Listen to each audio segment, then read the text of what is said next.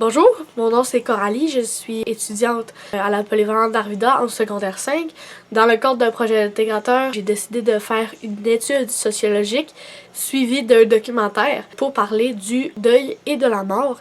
C'est des questions controversées que personne n'a de réponse, même pas la science. J'ai voulu analyser la façon de penser plusieurs personnes dans des catégories. J'aimerais ça que vous respectiez les avis de tout le monde. J'ai fait ça aussi dans la bienveillance, dans le respect. Oui, des fois, il y a des choses qui peuvent vous faire rire, mais prenez ça vraiment avec un grain de sel. C'est les opinions de chaque personne.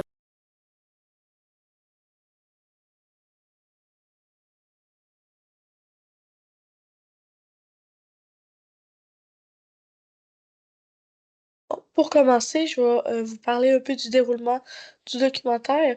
Vous allez avoir les explications de la première question, suivies du point de vue de chaque catégorie.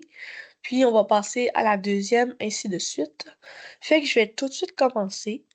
Euh, Ici, la première question, c'est quelle est la définition de la mort selon plusieurs points de vue? On va avoir le point de vue des philosophes, ensuite le point de vue religieux et médical. Le premier point de vue, c'est philosophique. De nombreux philosophes ont réfléchi sur la nature de la mort et à ce qu'elle concerne et ce qu'elle signifie pour l'existence humaine. Ils voyaient la mort plus comme une transition vers un état d'être qu'une fin. Ensuite, du point de vue religieux, pour les chrétiens, la mort est perçue comme un passage vers la vie éternelle, une étape vers la vie au-delà de la mort terrestre, plutôt qu'une fin. Ils croient en la résurrection des morts et de la vie après la mort, où l'âme quitte le corps pour rejoindre Dieu. La mort est vue comme une transition vers un nouveau monde spirituel et non comme une fin en tant que telle. Et ensuite, nous avons chez les bouddhistes et les hindouismes, dans la tradition bouddhiste, la mort n'est pas perçue comme une fin, mais comme une transition vers une nouvelle existence. Cette transition est liée à la croyance de la réincarnation où l'esprit ou l'âme renaît dans un nouveau corps en fonction du karma accumulé durant la vie précédente. La mort est vue comme une occasion de poursuivre le chemin vers l'illumination et le nirvana, un état de béatitude et de paix détaché de la souffrance et du cycle de la réincarnation. Ensuite, nous avons chez les athéismes, il y a beaucoup de diversité d'opinions. Les athéistes, c'est pas une croyance homogène. Les athées peuvent avoir des opinions variées sur les questions philosophiques, politiques et sociales. Certains peuvent être agnostiques aussi, c'est-à-dire qu'ils considèrent que la connaissance de l'existence ou de l'inexistence des dieux est inconnue ou inatteignable. Ensuite, nous avons les animistes. Les animistes, c'est la croyance sur la mort qui va varier beaucoup selon les cultures, mais elles partagent souvent un thème commun. Les animistes croient que tout être vivant, y compris les humains, les animaux, les plantes, possède un âme et un esprit. Cet esprit continue d'exister après la mort et peuvent interagir avec le monde des vivants. Et pour finir, nous avons le point de vue médical. La mort clinique est définie comme l'arrêt des fonctions cardiaques et respiratoires. Cependant, avec l'avancée médicale, il est parfois possible de réanimer une personne, même après l'arrêt de ses fonctions, tant que le cerveau n'a pas subi de dommages irréversibles. Et on a aussi la mort cérébrale. La mort cérébrale est définie comme l'absence totale et irréversible de chaque activité cérébrale, un des critères cruciaux pour déclarer une personne légalement morte, même si certaines fonctions corporelles peuvent être maintenues artificiellement. Maintenant, on va suivre avec le point de vue de chaque personne. Quand ton corps est fatigué puis que ta vie sur la terre est finie. La fin de la vie. Donc, c'est la fin de notre passage, du passage de quelque chose ou de quelqu'un sur la Terre. Hey, c'est tellement large. Ouais. Tu regardes les personnes, tu te dis qu'ils sont vivants, mais à l'intérieur, on dirait qu'ils sont morts. Tu sais, c'est une expression, mais tu sais, ils n'ont plus le goût de rien, ils n'ont plus le goût de... Puis la mort, c'est que tout s'arrête. Ben, la mort, c'est quand que tu quittes ton corps. Moi, je dirais une fin, mais ça va être une fin. Parce qu'on sait pas qu'est-ce qui arrive après, fait qu'on sait pas si c'est la fin pour vrai, en fait. C'est comme quand tu vas dans un autre... dans l'au-delà, là, quand que tu quittes vraiment comme la Terre. Moi, je définirais ça comme la mort. Moi, d'après moi, quand tu décèdes, fini. Il n'y a plus rien. Ben pour moi, il n'y a rien. C'est la fin de la vie sur Terre pour retrouver une autre vie après la mort. Mais la vie après la mort, si tu y crois, tu vas y croire. Tu vas vouloir y aller, mais si tu y crois pas, ben, tu veux pas y aller. Physiquement, c'est tous tes organes principaux et ton cerveau qui te laisse puis que ton corps s'en va.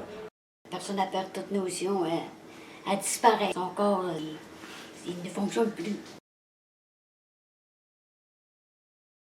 T'arrêtes de vivre, mais ton corps est encore là, mais ton âme part. C'est la fin d'une vie, mais le début d'une autre.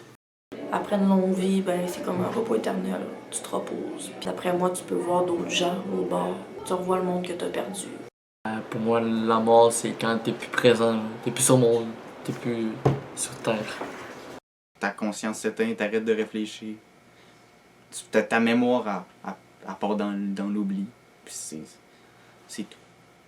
La question 2, c'est la représentation de la mort. La représentation de la mort est complexe et varie selon les cultures, les religions et plus encore. En général, elle est souvent perçue comme un événement inévitable et une fin. Mais souvent, il y a des exemples aussi. Il y a la figure atromorphe qui est souvent perçue comme la faucheuse, souvent représentée avec une longue robe noire, une faux, et c'est souvent universel pour la mort. Ensuite, on va avoir des symboles iconiques comme le crâne, les os croisés, les chauves-souris. Des images de décomposition sont également des symboles courants de la mort. On va avoir aussi des rituels et des pratiques. La mort est souvent associée à des rituels funéraires, des cérémonies de deuil et des pratiques liées à l'au-delà. Ensuite, on a aussi la représentation philosophique et religieuse. La mort, c'est comme une fin. Certaines philosophies et religions considèrent que la mort, c'est une fin de vie physique, tandis que d'autres voient plus un passage vers une autre forme d'existence. On a aussi la mort comme une étape. D'autres traditions vont considérer que la mort, c'est comme une étape nécessaire dans le cycle de la vie, un moyen d'évolution spirituelle. Et aussi, on a des personnes qui vont penser que la mort, c'est perçu comme un long repos après une vie difficile et remplie d'efforts. Maintenant, on va voir aussi la façon de penser des personnes. Présentement, là, la mort, je la vois pas pour moi. Je la vois pour mes parents parce que je les vois vieillir. Puis je veux pas la voir. La tristesse. Ton corps te lâche. Je me fais pas d'image précise de la mort. Je vois des funérailles en premier parce qu'en même temps, c'est comme que ce soit un animal, tu sais, par exemple, quelqu'un, un enfant qui perd son premier animal de compagnie, il va vouloir faire quelque chose par rapport à ça. Puis là, ben, après ça, ben, toute notre vie, on va avoir des funérailles, on va avoir des personnes qui partent, comme une célébration de la vie de quelqu'un, mettons. Je pense à mes proches, justement, là, comment ils vont faire quand que je vais être plus là. Je pense qu'on a toute notre définition de la mort, puis moi, j'essaie de me dire qu'après, c'est quand que je vais être rendue là, ben, il va y avoir quelque chose de beau, ça va être quelque chose de positif. La fin. Quitter les gens que j'aime. Je sais pas.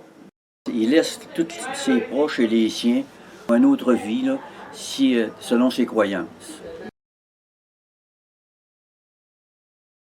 C'est ton âme qui se détache de ton corps, puis qui s'envole vers l'autre monde.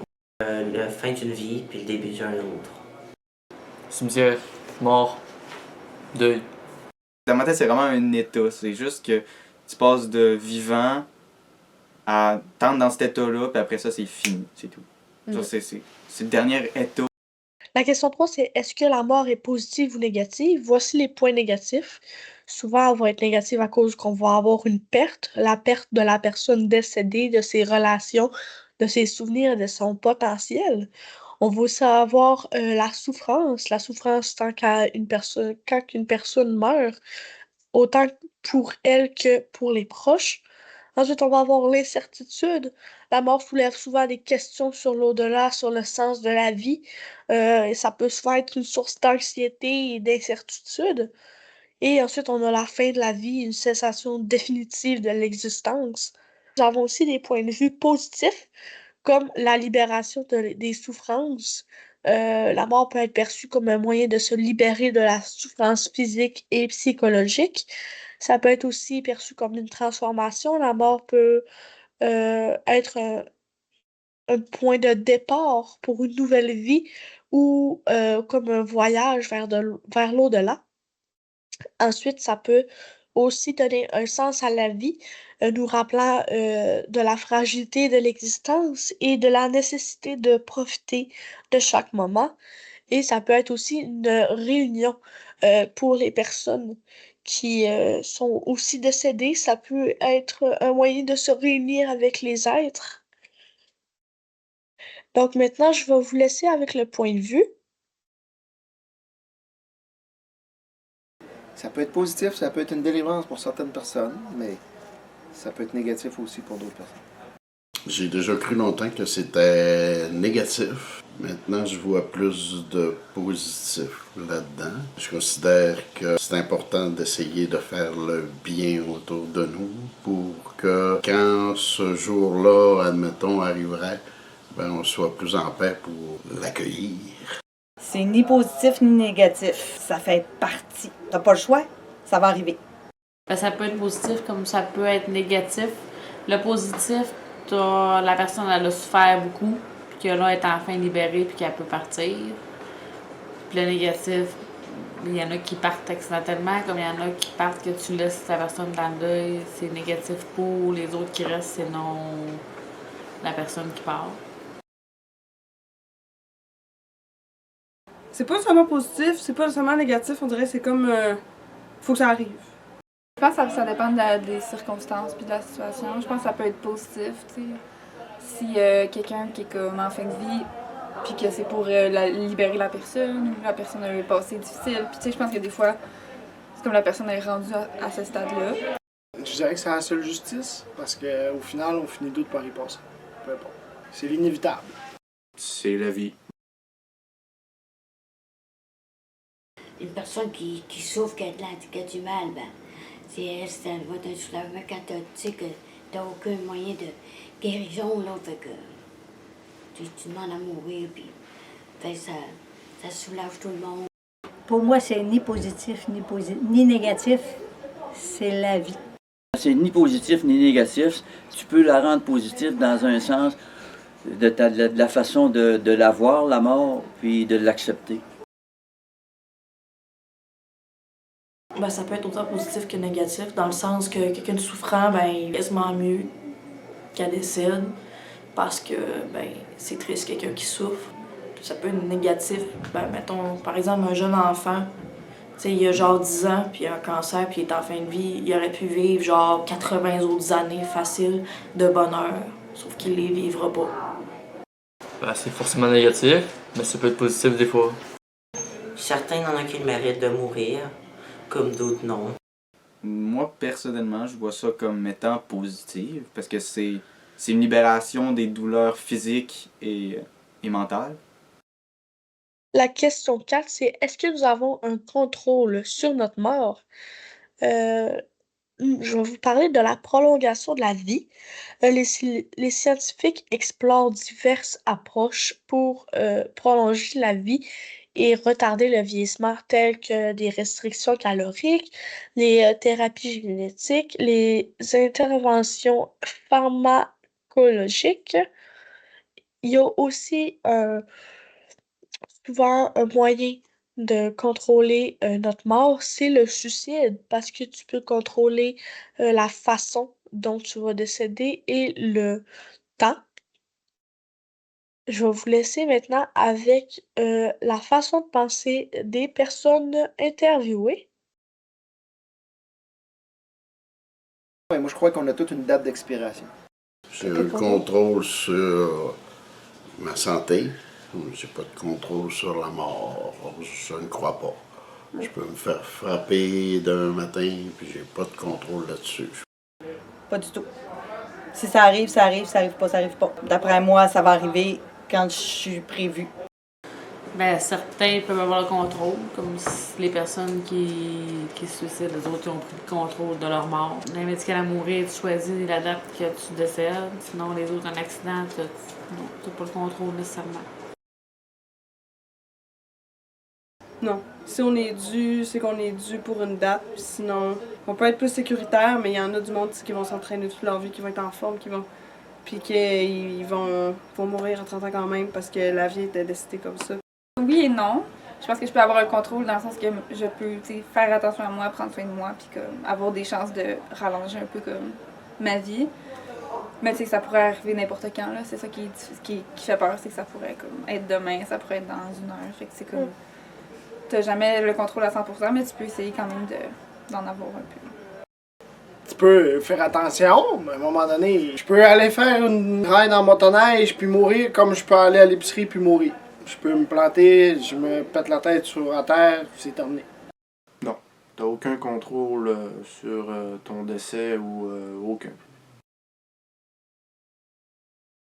Non, quand tu veux, nous. Quand en haut de ça, tu pars, tu pars. Aucun. Mais je pense pas que je puisse contrôler ça. Parce que c'est un moment de la vie qui arrive à tout le monde, puis qu'on va tout passer, on va tout passer par là. Il y a des façons de travailler pour l'accepter. Oui, je pense qu'on peut avoir un certain contrôle. Par exemple, l'aide à mourir. Il y en a un petit, si tu fais attention à ta santé, comme tu manges bien, tu fais des exercices. Sinon, si t'es un gros pas ou tu fais des trucs risqués, genre comme te jeter en bas d'un pont, faire du sol élastique ou des trucs dangereux, c'est sûr que ça peut plus risquer ta mort. Oui. Ben, mettons que tu veux te suicider, ben, t'as le contrôle de te suicider ou pas. Tu sautes pas. Si jamais tu fais juste vivre ta vie sans l'arrêter toi-même parce que n'importe qui peut techniquement mettre fin à ses jours, t'as pas le contrôle sur quand est-ce que ça va arriver. Tu sais jamais s'il y a un char qui va te rentrer dedans. T'as pas le contrôle là-dessus. Genre, tout peut arriver dans la vie. Et ma toute dernière question pour la catégorie de la mort, c'est est-ce qu'il y a une vie après la mort? Je vais maintenant vous parler d'une étude sur la conscience. Des activités cérébrales peuvent se poursuivre pendant un certain temps après la mort clinique, même si le corps n'est plus en vie. La question de la conscience après la mort reste un sujet de débat et de recherche. Les EMI sont souvent des expériences rapportées par les personnes ayant vécu un arrêt cardiaque. Ces personnes décrivent une sensation telle qu'une dissociation de leur corps, la perception de leur vie défiler devant leurs yeux ou la rencontre d'entités spirituelles. Certaines études sur les expériences de mort imminente, en parenthèse EMI, tentent de comprendre ce que les personnes vivent lorsqu'elles sont proches de la mort. On a aussi un témoignage, le témoignage de Bertrand, qui raconte avoir ressenti une forte douleur à la poitrine et qui a été transporté d'urgence à l'hôpital. Pendant son EMI, il a eu l'impression de rentrer dans un tunnel avec des couleurs vives et bruyantes, comme s'il tombait dans un précipice sans fond. Il a ensuite vu des personnes, il a entendu des voix qui lui disaient de ne pas rester là. Bertrand a également perçu le visage de son frère décédé, qui lui a dit de redescendre sur Terre car sa famille avait encore besoin de lui. Cette expérience l'a profondément marqué. Il a choisi de revenir pour sa famille. Maintenant, je vais vous laisser avec la façon de penser des interviews. Je suis sceptique un peu. On a déjà entendu, ils sont morts d'un accident, ils ont réanimé dans l'ambulance ou de quoi. Il y en a qui ont vu la lumière, le tunnel. Il y en a qui n'ont rien vu. J'aime y croire. Je suis pas encore mort, je peux pas le dire. Ça aide peut-être le passage à se faire plus facilement aussi. De croire qu'on va être dans un monde meilleur, où on n'aura plus de ci puis de ça, ben ça facilite l'idée du passage vers la mort. Mais il n'y a rien de moins sûr dans mon esprit, par exemple. Je le sais pas. Moi, j'aimerais ça me dire que tu te réincarnes.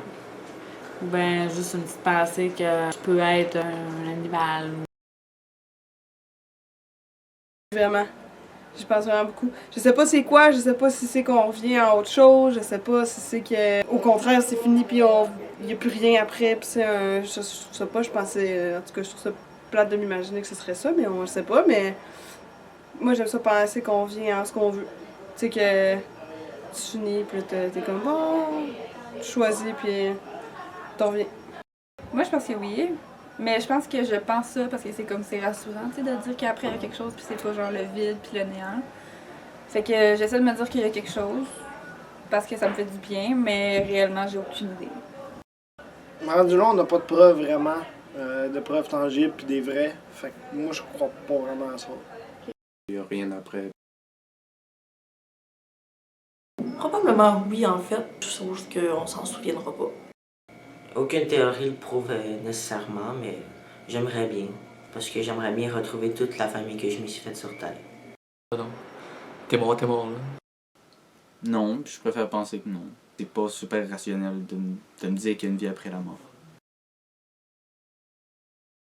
J'aimerais croire qu'il y en a une, mais je suis pas certaine. Mais j'aimerais ça qu'il y en aurait une pour revoir les gens que j'aime, que j'ai aimés, que j'ai perdus, les revoir, mais ça, c'est un rêve. Moi, personnellement, je pense pas revenir après la mort. Il y a certainement quelque chose qui se passe à l'intérieur qui fait que on n'est pas un vulgaire morceau, là. L'humain, il y a quelque chose qui reste après, là. Parce qu'il y a trop de gens qui sont alentour de nous pour ça, là. On va aller trouver ceux-là qui sont partis. On devrait bien nous trouver. La sixième question est quelle est la définition du deuil? La définition du deuil, c'est une réaction émotionnelle à la perte d'un être cher. Le deuil est un processus d'adaptation à une perte et une période de tristesse, de chagrin et de deuil. Il y a plusieurs deuils. Il y a le deuil pathologique. Le deuil pathologique est un deuil compliqué, est une réaction de deuil immense et prolongée qui dépasse la tristesse et la douleur normale associée à la perte d'un être cher. Il se caractérise par une intensité émotionnelle qui ne diminue pas avec le temps, un isolement social prolongé, des pensées suicidaires persistantes, une incapacité à reprendre les activités quotidiennes et un sentiment de culpabilité envahissante. Je vais laisser la place aux interviews. C'est s'habituer à fonctionner avec quelque chose que tu n'auras plus. C'est de perdre quelque chose qui était précieux. Le deuil, c'est de devoir s'adapter à une perte quelconque.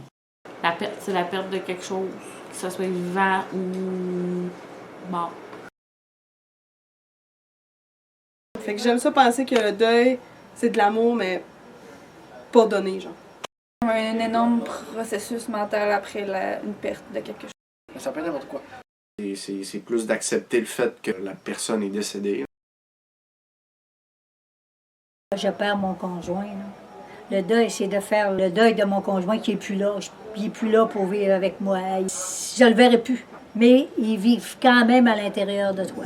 Le deuil, c'est perdre ce que c'est qu'on a de cher alentour de nous. C'est les personnes, c'est les proches, c'est les enfants, c'est les conjoints. C'est le deuil qu'on est obligé de faire. C'est ça, de laisser continuer à vivre malgré toutes les difficultés que ça peut nous apporter, la perte d'un être cher. C'est une partie. C'est le laps de temps qu'il va avoir avant que tu te remettes de la perte d'une personne. C'est quand tu perds une personne, là, t'as la misère, là. T'es triste. Devoir accepter la perte d'une personne qui est chère à tes yeux. Le deuil, c'est une période pendant laquelle quelqu'un va être affecté par un événement qui s'est produit. La septième question, c'est quand arrive le deuil? Le deuil arrive plus fréquemment quand il y a la perte d'un être cher. Il est vécu souvent avec une profonde tristesse et une immense douleur. Il peut être aussi provoqué avec la perte de son emploi, car il représente non seulement une perte financière, mais aussi une perte d'identité et d'autonomie.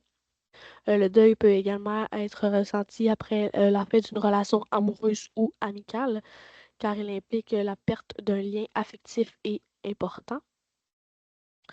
Il y a aussi la maladie grave, qu'elle soit personnelle ou d'un prof, peut également être source d'un deuil en raison de la perte de santé, de la perte de l'avenir ou de la perte d'un proche.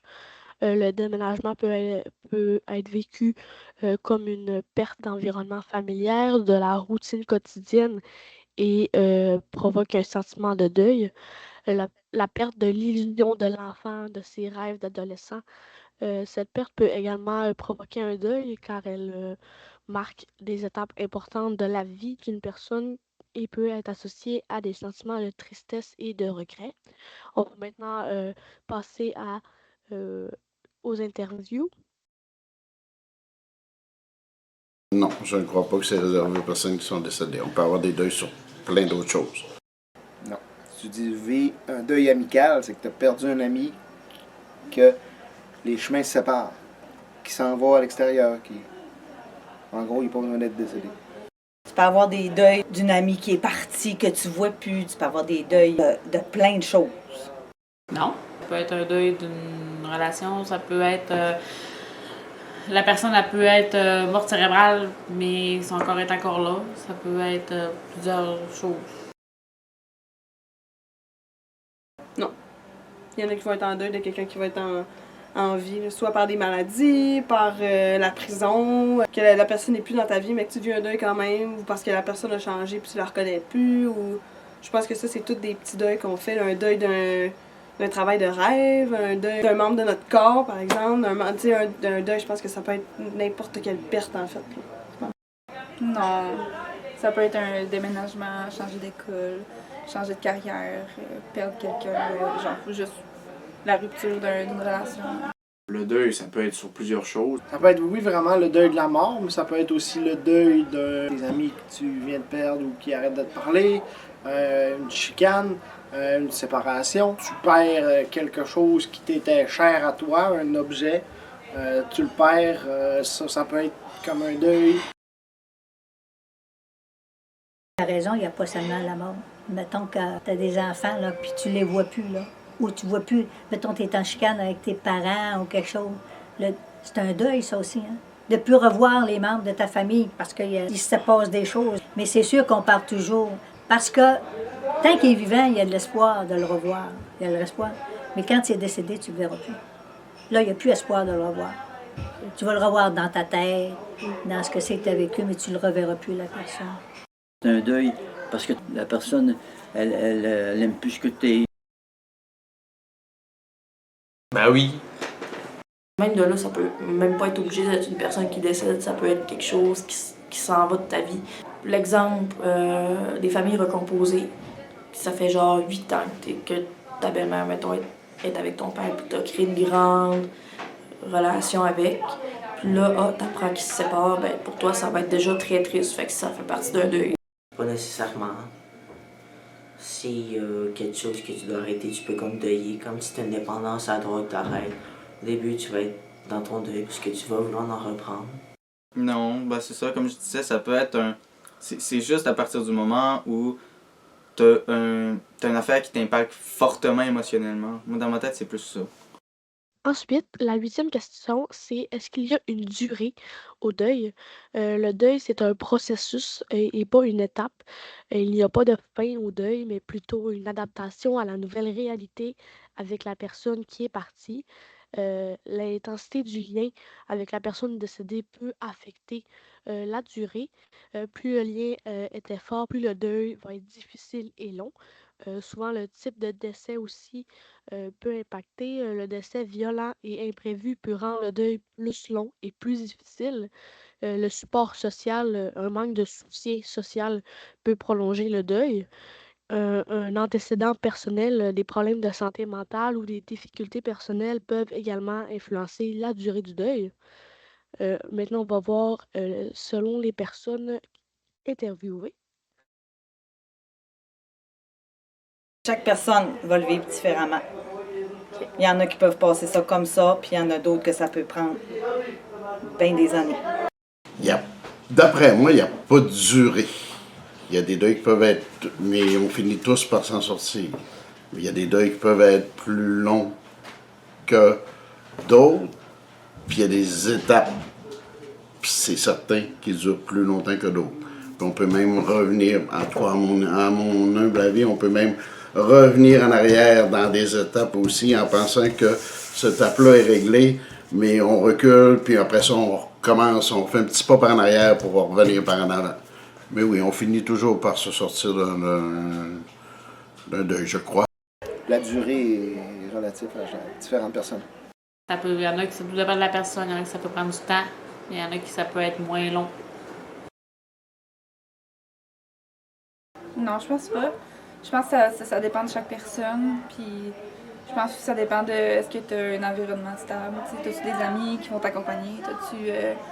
C'est quoi tes facteurs de protection? Fait que ça va dépendre vraiment de ta situation. Chaque personne gère ça de manière différente. Il y a des gens qui peuvent, eux autres, du jour au lendemain, comme ça, c'est fini. On passe à d'autres choses, comme il y en a, ça peut s'échelonner sur plusieurs années, selon moi. Ça dépend de chaque personne. Je dirais que c'est sûr qu'il y en a que ça peut être plus long, il y en a que ça peut être plus court. Ça dépend de tout et chacun. Non. Chacun est tout dépend de la personne que tu es. Comment tu réagis, comment la personne était chère à tes yeux ou l'indépendance était chère à tes yeux. Non. Du jour au lendemain, tu peux être tu peux ne plus avoir de deuil, puis tu peux faire ta vie normalement. Non, c'est propre à chacun. Admettons que ton arrière-grand-mère est morte, tu l'as connue 3 jours dans ta vie. Ça va pas mal moins t'impacter que si jamais c'est ta mère qui meurt. Ça peut varier, ça peut être 2 jours comme ça peut être 30 ans. Non, c'est chacun fait son deuil. Il y en a qui prennent sûrement plus de temps que d'autres, tout dépendant. Pas nécessairement. Ça dépend de tes efforts que tu peux faire pour accepter. C'est assez long, La 9e question est quelles sont les étapes du deuil? Le processus du deuil est souvent divisé en différentes étapes, bien que chaque personne vit de manière unique et non linéaire les étapes courantes incluses. Souvent, on va avoir le choc et le déni.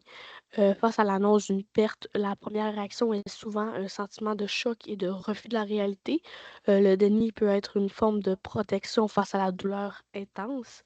Ensuite, nous avons la colère. Lorsque le déni s'effrite, la colère peut surgir, dirigée contre soi, contre la personne décédée ou contre le monde entier. Ensuite, nous avons le marchandage. Cette phase, la personne peut tenter de négocier avec la réalité la perte, espérant un retour en arrière ou un changement.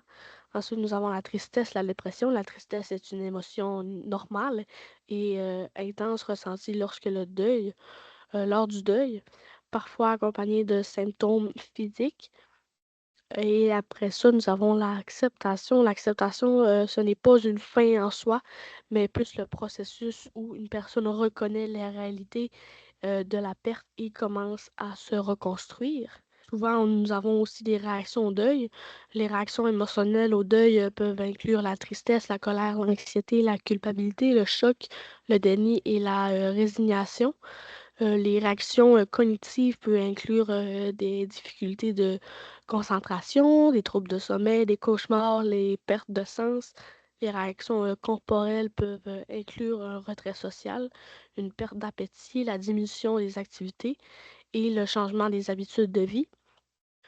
On va voir maintenant quelles sont les étapes pour les personnes qui ont été interviewées. La frustration, T'as l'acceptation. Je sais que t'as de la tristesse, t'as de la colère. Et je sais qu'il y en a 7, à peu près. 6, 7. Mais je suis pas capable de t'y dire. Au complet. Acceptation, déni, t'as de la colère. Le choc, le déni. La colère, le déni. Marchandage. L'acceptation. Le déni, la tristesse, la colère, tout ça. Puis ben, finalement, mais, au bout de la ligne, il y a comme la paix, d'être en paix avec, de l'accepter. Puis de... Mais je pense que il y a certains deuils qui vont toujours être là. Qui vont toujours. Il y a des deuils qui partent jamais. Là. C'est pas linéaire aussi. Là. Il y en a qui peuvent peut-être penser qu'un deuil, c'est comme t'as un début, t'as un milieu, t'as une fin. Mais tu peux avancer dans ton processus, puis revenir. Puis t'avancer encore, puis revenir. Puis passer de penser que t'acceptes, puis finalement non, t'étais dans le... T'sais. Je pense que c'est vraiment pas linéaire, puis c'est un processus qui est différent pour chacun. Je les connais, mais pas, je pourrais pas te réciter. Je les connais pas à 100%. Il y a l'acceptation, le déni. Je sais plus s'il y en a 5 ou s'il y en a 7.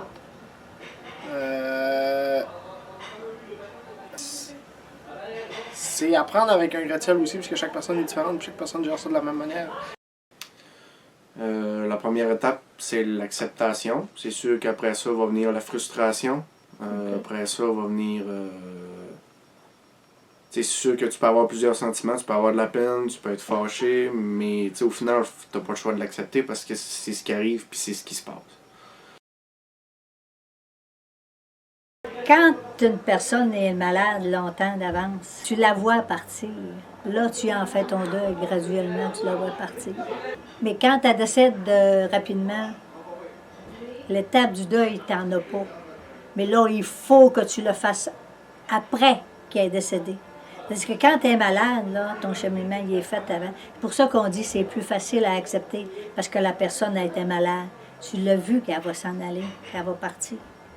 Fait que t'as déjà fait un peu. Fait que tu fais ton cheminement en vieillissant, tu dis, ah, regarde, elle s'en va, elle va mourir. Tu sais que dans X temps, elle va mourir. Mettons que toi, tu pars en auto, là. Mettons que tu pars d'ici, puis tu décèdes, là. Il y a pas de... Là, le deuil, il s'est pas fait. Là, il faut que tu le fasses dedans, hein. Ça doit être extrêmement difficile à faire. C'est de l'acceptation, puis de la colère, puis du pardon. Il faut que tu t'y fasses, puis, comme on dit, la vie continue pareil, fait que ceux-là que t'as perdu, ben, je suis sûre qu'ils vont être là pour t'aider. La première étape, selon moi, c'est juste avant que la personne décède, il faut que tu te fasses à l'idée que la personne va mourir. Il faut que tu te prépares, c'est beaucoup de préparation. Ensuite, c'est le moment que tu vis. Ça va durer une couple de semaines, puis après ça, ça va être le retour à la normale en échelle. Dans le fond, au début, ça va être plus dur pour toi, puis au fur et à mesure, tu vas y penser, mais ça sera plus autant souffrant pour toi. Quand tu vas passer à cette personne-là, tu vas te rappeler des bons moments plus que « Ah, j'aurais aimé ça qu'elle soit encore là ». Vouloir l'accepter, elle peut commencer à l'accepter, mais ça fait que ça change un peu ton mental. Il y a plusieurs étapes, tout dépendant qui tu es. C'est mort, tristesse et rétablissement. Être propre à chacun, une grosse tristesse ou un affaire de même. Tu pourrais aussi être fâché. En gros, c'est un mélange d'émotions pas super le fun à ressentir, là. Et pour finir, notre 10e question est qui passe par le deuil? Les personnes qui passent par le deuil sont celles qui ont subi une perte importante, généralement vue par le décès, et qui traversent un processus émotionnel et psychologique pour s'adapter à cette perte. On va maintenant voir l'avis des personnes qui ont été interviewées.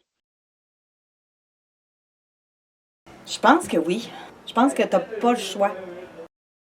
À quelque part dans leur vie, oui. Tout le monde doit affronter un deuil quelconque, que ce soit le deuil d'un animal, que ce soit le deuil de n'importe quoi. Oui, une perte, ça arrive à tout le monde. Oui. Peut-être tout le monde. À 100%. Fait que je pense qu'un jour ou l'autre, on finit tous par passer par là. D'un sens, oui. Oui. Tout le monde n'a pas le choix de passer par le deuil. Oui, c'est sûr qu'on a tous des deuils dans notre vie. Tu t'en sors pas. Tout le monde, on y pense. Tout le monde va vivre des difficultés. Il va avoir à vivre un deuil, oui, envers la majorité des gens. Oui. Souvent, les personnes qui arrêtent de fumer, comme j'ai dit, les personnes qui ont perdu un être cher. Oui. En moi, tu meurs avant. Tout le monde, à un moment donné, passe par le deuil.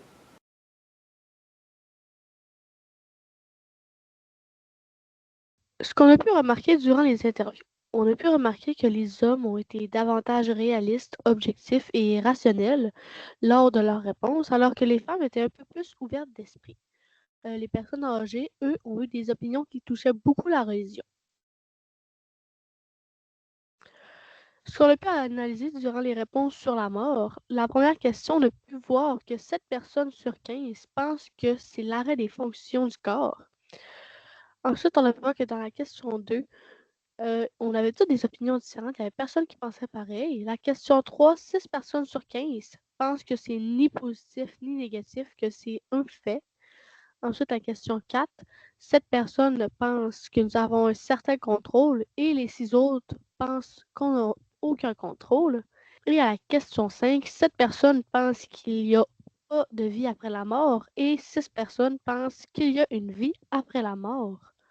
Qu'est-ce qu'on a pu analyser des réponses sur le deuil? On a vu qu'à la question 6, 6 personnes pensent qu'on va devoir s'habituer à la perte. À la question 7, tout le monde pense qu'on peut vivre un deuil lorsque nous avons une perte quelconque. À la question 8, tout le monde pense que la durée est variable selon différents critères. À la question 9, chaque personne a leur étape, mais cependant, on voit qu'aucune personne a les 5 étapes, soit dans le bon ordre ou dans une ordre différente. Et on peut remarquer aussi à la question 10 que tout le monde affirme qu'on va tous passer par le deuil. Ensuite, nous avons l'étude sur le positif et le négatif. On peut voir que 5 personnes vont penser que ça peut dépendre des circonstances. Une personne pense que c'est négatif quand tu souffres pas. 3 personnes pensent que c'est négatif quand c'est trop tôt. 18 personnes pensent que c'est positif si tu souffres trop. 12 personnes pensent que c'est négatif lorsque c'est la perte d'un membre de notre famille. 6 personnes pensent que c'est négatif parce que c'est triste. 2 personnes pensent que c'est positif quand tu atteins tes objectifs de vie. 2 personnes pensent que c'est simplement négatif. Et 3 personnes pensent que c'est pas positif ni négatif. Ensuite, on a l'étude de la vie après la mort. Oui, avec des signes. Une personne, j'espère 5 personnes. Non, il n'y a rien après 14 personnes. Une âme qui flotte 2 personnes. Oui, seulement 9 personnes. Oui, la résurrection 5 personnes. Oui, le paradis 3 personnes. Un sommeil éternel pour une personne et peut-être pour 2 personnes. Étude sur la définition de la mort. On a une définition, c'est l'arrêt des fonctions et la cessation de la vie 34. Ensuite, nous avons le cycle de la vie 1, le noir 3, la fin de la vie sur Terre 2, la dernière étape 1, un moment triste 1, un repos éternel 2, une épreuve à surmonter 1. Ensuite, nous avons la représentation de la mort 2, pierre tombale, un homme qui quitte son corps, un corps couché au sol 1, voir la vie avec un filtre noir et blanc, une personne, un cadavre dans un cercueil, 2 personnes, un sommeil sans fin, une personne, une fleur qui fane, une personne, la fin dans l'univers pour aller dans un autre, une personne, la peur, 2 personnes, la mort, 2 personnes, une obligation, 5 personnes, le vide, le noir, une personne. Ensuite, nous avons les têtes de mort, une personne, la tristesse, 4 personnes, le paradis, l'enfer, une personne, aucun, 2 personnes, et la faucheuse, 8 personnes. Nous avons aussi l'étude, est-ce que le deuil arrive juste quand une personne est décédée? 23 personnes ont dit que non, c'est avec toutes les autres pertes. et 4 personnes disent que oui. Ensuite, l'étude qui passe par le deuil. On a 33 personnes qui disent que c'est les proches du décédé ou de la perte vécue. 19 disent que c'est tout le monde. Et 1 dit que c'est ceux qui en ont besoin. Ensuite, la durée du deuil. Nous avons une personne qui dit que c'est long. 30 personnes disent que ça dépend de chaque personne. 3 personnes disent que ça dure quelques semaines. Une personne dit que tu décides toi-même. 4 personnes ne savent pas. 5 personnes disent que ça peut durer quelques mois, 1 ou 2 mois ou plus. 7 personnes disent que ça peut durer toujours. 3 personnes disent que ça va durer le temps qu'il faut. Et 5 personnes disent que ça va durer quelques années. Ensuite, nous avons aussi une étude sur les étapes du deuil. 30 personnes vont vivre une tristesse, 10 de la colère, 29 de l'acceptation, 20 du déni, 2 du questionnement, 2 pensent qu'il n'y a pas d'étape, 2 un manque, une personne va penser que c'est une solitude, 1 l'oubli, 1 regret, 1 joie et 1 remords. Ensuite, nous avons aussi l'étude sur la définition du deuil. Nous avons 3 personnes qui pensent que c'est la phase d'acceptation après la mort. 2 personnes ne le savent pas. Une personne pense que c'est un mal nécessaire. Une personne pense que c'est une étape. Une personne pense que c'est le temps d'oublier quelqu'un. Une personne pense que c'est plusieurs émotions mélangées. Une personne pense que c'est de la tristesse, du chagrin. Une personne va dire que c'est confronter la perte. Une personne va dire que c'est la famille qui accompagne la personne décédée vers sa dernière demeure. Et une personne dit que c'est une période allant du décès jusqu'à la non-inhumation. Ensuite, nous avons 19 personnes qui pensent que c'est une phase difficile à la suite d'une perte importante. 7 personnes qui pensent que c'est une phase difficile à la suite d'un décès. 5 personnes pensent que c'est une phase d'acceptation après une perte. 5 personnes pensent que c'est la perte d'une personne importante. 4 personnes pensent que c'est une 4 personnes pensent que c'est une phase difficile ou un moment de tristesse. Et 3 personnes pensent que c'est un moment pour dire adieu aux êtres chers. Nous avons l'étude aussi sur le contrôle. 8 personnes disent que nous avons un contrôle avec le suicide. 4 disent qu'on a un contrôle avec l'aide médicale à mourir. 4 autres personnes pensent qu'on a un contrôle avec le bien-être de soi-même. 21 personnes disent que nous n'avons pas le contrôle et que ça peut arriver n'importe quand, n'importe comment. 21 personnes pensent que nous n'avons aucun contrôle. Une personne pense que c'est Dieu qui va choisir et une personne pense que c'est le destin. Pour conclure, le deuil est un processus universel, mais profondément personnel. Il affecte le corps, l'esprit et les liens sociaux. Les réactions varient selon les cultures, les croyances et les histoires de chacun. Pourtant, à travers le monde, une constante demeure, la nécessité de donner un sens à la perte, de reconstruire un équilibre. Étudier le deuil, c'est mieux comprendre ce que signifie l'être humain face à la finitude. Ici, je vais vous montrer c'est quoi